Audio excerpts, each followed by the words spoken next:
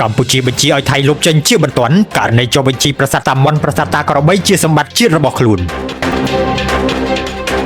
ក្រសួងវប្បធម៌និងវិចិត្រសិល្បៈកម្ពុជាបានដាក់ចេញលិខិតតវ៉ាជាផ្លូវការជំទាស់ដាច់ខាតនិងបានអំពាវនាវឲ្យរដ្ឋាភិបាលថៃលុបចោលជាបន្ទាន់ករណីការចុះបញ្ជីបណ្ដុំប្រាសាទតាមុនប្រាសាទតាក្របីប្រាសាទតាខ្នានិងទីតាំងមួយចំនួនតាមបណ្ដោយព្រំដែនដែលស្ថិតក្នុងដែនអធិបតេយ្យភាពរបស់កម្ពុជាចូលទៅក្នុងបញ្ជីជាតិបុរាណដ្ឋានរបស់ប្រទេសថៃកម្ពុជាចាត់ទុកសកម្មភាពនេះថាជាទង្វើខុសច្បាប់និងជាការរំលោភបំពានលើអធិបតេយ្យភាពកម្ពុជាដែលគ្មានអានុភាពតាមផ្លូវច្បាប់ឡើយក្រសួងវប្បធម៌កម្ពុជាបានបញ្ជាក់ថាបញ្ហាអធិបតេយ្យភាពនិងការកំណត់ព្រំដែនរវាងកម្ពុជាថៃមិនអាចដោះស្រាយតាមការធ្វើសកម្មភាពឯកតោភាគីបានទេប៉ុន្តែត្រូវគោរពយ៉ាងម៉ឺងម៉ាត់តាមច្បាប់អន្តរជាតិនិងឯកសារពាក់ព័ន្ធជាពិសេសសន្ធិសញ្ញាបារាំងសៀមឆ្នាំ1907ព្រមទាំងយន្តការទ្វេភាគីដែលប្រទេសទាំងពីរបានឯកភាពគ្នាក្នុងនោះរួមមានអនុសរណៈយោគយល់គ្នាឆ្នាំ2000ផែនការមេឆ្នាំ2003ឬហៅថា TOO